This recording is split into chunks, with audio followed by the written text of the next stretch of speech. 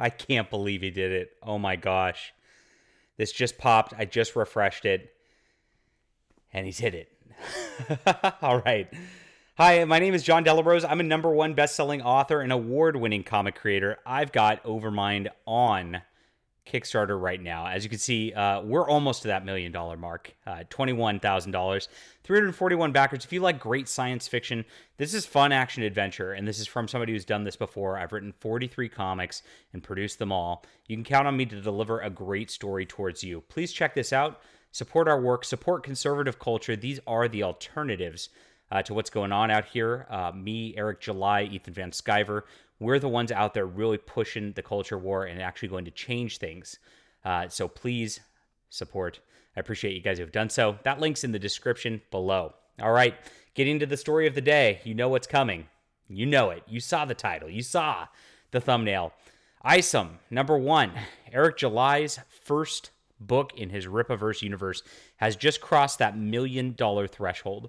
I was kind of refreshing this all day yesterday. I couldn't believe it. I wrote up the story for Bounding Into Comics about its release, and when I was writing it, I actually showed an $800,000 total on there.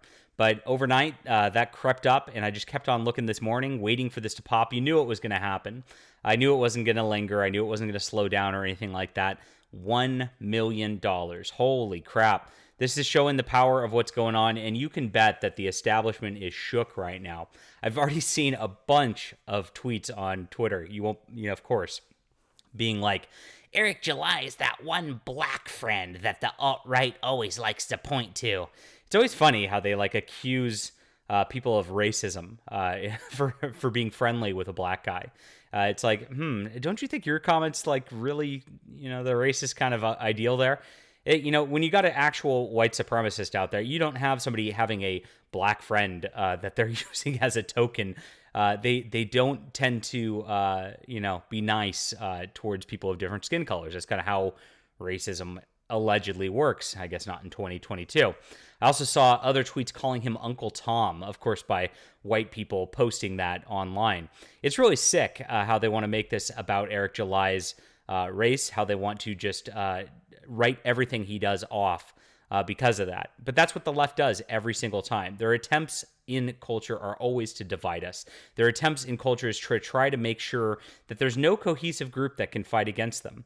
This is what's changing in 2022 versus what we've seen in the culture war in the past. Conservatives have had enough. We've seen too much of this going on in culture, purity spiraling where people go, you don't agree on this one issue. You're too edgy. You're too this or that. It's gone like that over the last 5-6 years. And we've noticed that, of course, when we let them divide us, when they let the SJWs, the wokies, put us into these camps that are small little camps, small little silos, that they can control us because they have a big cultural button where they can just apply social pressure, destroy a single person, and that is the entire name of the game. Now, this isn't happening anymore. We're saying, screw you. We don't care. We're now supporting people who are creating things. We're actually going out there. We're going to help each other. We're going to lift each other up. We're going to lift up big names and small names. We've got Eric July. Like I said, we got Ethan Van Sciver. We've got my good friend Cider, who's got a book, Colossals, on Kickstarter right now. We've got my book. All of these are being lifted up by this movement, and it's crushing. And this is all because of you, the viewers out here. You're understanding how important it is to support alternatives to people who hate you, these corporations that want you dead, that want your families destroyed, that want transgender drag shows in every classroom for your children. This is what we're fighting against, and we're winning. And it's scaring the hell out of them. It makes me so happy inside to see this sort of thing happening. So I just want to give a huge shout out to Eric July and to Gabe El Taib, the colorist, to Cliff Richards, the artist on this book. You guys have done an incredible job. You've crushed it. Congratulations to you guys. You're amazing. You're an inspiration to all of us. And I really hope that this is a big sign of a cultural shift for things to come.